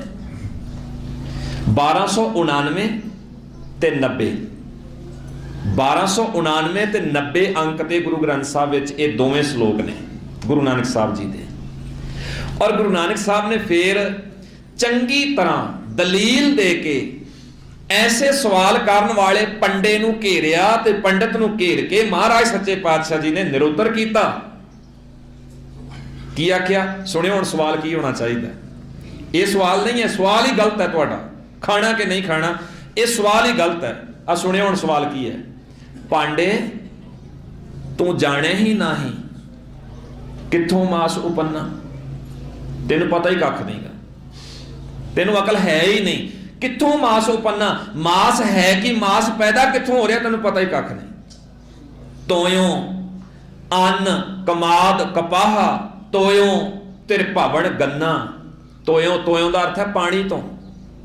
ਪਾਣੀ ਤੋਂ ਸਭ ਕੁਝ ਚੱਲ ਰਿਹਾ ਹੈ, ਪਾਣੀ ਦੀ ਪੈਦਾਇਸ਼ ਹੈ, ਪਾਣੀ ਕਰਕੇ ਹੀ ਸਾਰਾ ਬ੍ਰਹਿਮੰਡ ਹਰਿਆ ਭਰਿਆ ਹੈ। ਤੇ ਗੁਰੂ ਨਾਨਕ ਸਾਹਿਬ ਆਸਾ ਕੀ ਵਾਰ ਚ ਪਤਾ ਪਹਿਲਾਂ ਨਿਰਣਾ ਦਿੰਦੇ ਨੇ, ਪਹਿਲਾਂ ਪਾਣੀ ਜੀਓ ਹੈ, ਜਿਤ ਹਰਿਆ ਸਭ ਕੋਏ। ਫਿਰ ਮਹਾਰਾਜ ਸੱਚੇ ਪਾਤਸ਼ਾਹ ਉੱਥੇ ਹੀ ਇਹ ਵੀ ਵਿਚਾਰ ਦਿੰਦੇ ਨੇ, ਜੇਤੇ ਦਾਣੇ ਅੰਨ ਕੇ। ਦੱਸੋ ਜੀ ਹੁਣ ਖਾਂਦੇ ਆ ਕਿ ਨਹੀਂ ਖਾਂਦੇ? ਅਸੀਂ ਖਾਂਦੇ, ਚੌਲ ਖਾਣੇ, ਦੁੱਧ ਪੀਣਾ, ਦਹੀਂ ਖਾਣਾ, ਕੀ ਹੈ? ਮੈਨੂੰ ਕਈ ਵਾਰੀ ਅਫਸੋਸ ਵੀ ਹੁੰਦਾ ਵੀ ਸਾਡੇ ਕੌਮ ਦੇ ਸਿਰ ਤੇ ਨਾ ਇੱਕ ਵੱਡਾ ਕਲੰਕ ਲੱਗਾ, ਬੜਾ ਵੱਡਾ ਕਲੰਕ। ਉਹ ਹੈ ਧੀਆਂ ਨੂੰ ਜਨਮ ਤੋਂ ਪਹਿਲਾਂ ਕਤਲ ਕਰਾਉਣਾ, ਭਰੂਣ ਹੱਤਿਆ। ਸਾਡੀ ਕੌਮ ਦੇ ਸਿਰ ਤੇ ਬੜਾ ਵੱਡਾ ਕਲੰਕ ਲੱਗਾ ਹੈ। ਔਰ ਭਰੂਣ ਹੱਤਿਆ, ਜਨਮ ਤੋਂ ਪਹਿਲਾਂ ਟੈਸਟ ਕਰਾ ਕੇ ਡਾਕਟਰ ਕੋਲੋਂ ਧੀ ਦਾ ਕਤਲ ਕਰਾਉਣਾ, ਜਨਮ ਤੋਂ ਪਹਿਲਾਂ ਧੀ ਦਾ ਕਤਲ ਕਰਵਾ ਰਹੇ ਨੇ ਪੈਸੇ ਕੋਲੋਂ ਦੇ ਕੇ। ਡਾਕਟਰ ਰਿਸ਼ਵਤ ਲੈ ਕੇ, ਹਾਲਾਂਕਿ ਕਾਨੂੰਨੀ ਜੁਰਮ ਹੈ, ਅਪਰਾਧ ਆ, ਉੱਥੇ ਲਿਖ ਕੇ ਲਾਇਆ ਉਹਨੇ ਬਾਹਰ, ਪਰ ਅੰਦਰ ਪੈਸੇ ਲੈ ਕੇ ਧੀ ਦਾ ਕਤਲ ਕਰਨ ਦੀ ਉਹ ਆਗਿਆ ਦੇ ਰਿਹਾ, ਕਰ ਰਿਹਾ ਹੈ। ਦਾਦੀ ਸਹਿਮਤ ਆ, ਦਾਦਾ ਸਹਿਮਤ ਆ, ਮਾਂ ਸਹਿਮਤ ਆ, ਪਿਓ ਸਹਿਮਤ ਆ। ਜਨਮ ਤੋਂ ਪਹਿਲਾਂ ਧੀ ਦਾ ਕਤਲ ਕੀਤਾ ਜਾ ਰਿਹਾ ਹੈ। ਉਹ ਡਾਕਟਰ ਜਿਹਨੂੰ ਧਰਤੀ ਦਾ ਦੂਜਾ ਰੱਬ ਕਿਹਾ ਜਾਂਦਾ ਹੈ, ਉਹ ਬੁੱਚੜ ਬਣਿਆ ਹੋਇਆ ਹੈ। ਡਾਕਟਰ ਦਾ ਕਲੀਨਿਕ ਜਿਹੜਾ ਜ਼ਿੰਦਗੀ ਦੇਣ ਵਾਲਾ ਹੈ, ਅੱਜ ਜ਼ਿੰਦਗੀ ਖੋਣ ਵਾਲਾ ਬਣਿਆ ਹੋਇਆ ਹੈ, ਬੁੱਚੜਖਾਨਾ ਬਣਿਆ ਹੋਇਆ ਹੈ। ਉਹ ਗੁਰਦੁਆਰੇ ਆ ਕੇ ਪੁੱਛਣਗੇ, ਦੱਸੋ ਜੀ ਮਾਸ ਖਾ ਲਈਏ? ਉਹ ਜਿਹੜਾ ਕੀਤਾ ਸੀ ਉਹ ਕੀ ਸੀਗਾ? ਉਹ ਪਾਪ ਨਹੀਂ? ਦਫ਼ਤਰ ਵਿੱਚ ਬਹਿ ਕੇ ਰਿਸ਼ਵਤ ਲੈਣੀ ਤੇ ਗੁਰਦੁਆਰੇ ਆ ਕੇ ਮਾਸ ਦੇ ਉੱਤੇ ਝਗੜੇ ਪਾਉਣੇ, ਰਿਸ਼ਵਤ ਲੈਣੀ ਚੰਗੀ ਸੀ? ਮਾਸ ਖਾਣਾ ਪਾਪ ਹੈ, ਝੂਠ ਬੋਲਣਾ ਪੁੰਨ ਹੈ, ਬੇਈਮਾਨੀ ਕਰਨੀ ਪੁੰਨ ਹੈ। ਭਰਾ ਨੇ ਭਰਾ ਤੋਂ ਧੋਖਾ ਰੱਖਿਆ, ਪੁੱਤਰ ਨੇ ਪਿਓ ਤੋਂ ਧੋਖਾ ਰੱਖਿਆ, ਕੀ ਇਹ ਪੁੰਨ ਹੈ? ਸਾਨੂੰ ਸੋਚਣ ਦੀ ਲੋੜ ਹੈ। ਔਰ ਗੁਰੂ ਪਿਆਰਿਓ, ਸਤਿਗੁਰੂ ਗੁਰੂ ਨਾਨਕ ਸਾਹਿਬ ਨੇ ਸ੍ਰੀ ਰਾਗ ਵਿੱਚ ਇੱਕ ਵਿਚਾਰ ਹੋਰ ਰੱਖਿਆ, ਸੁਣ ਲਿਓ ਧਿਆਨ ਨਾਲ।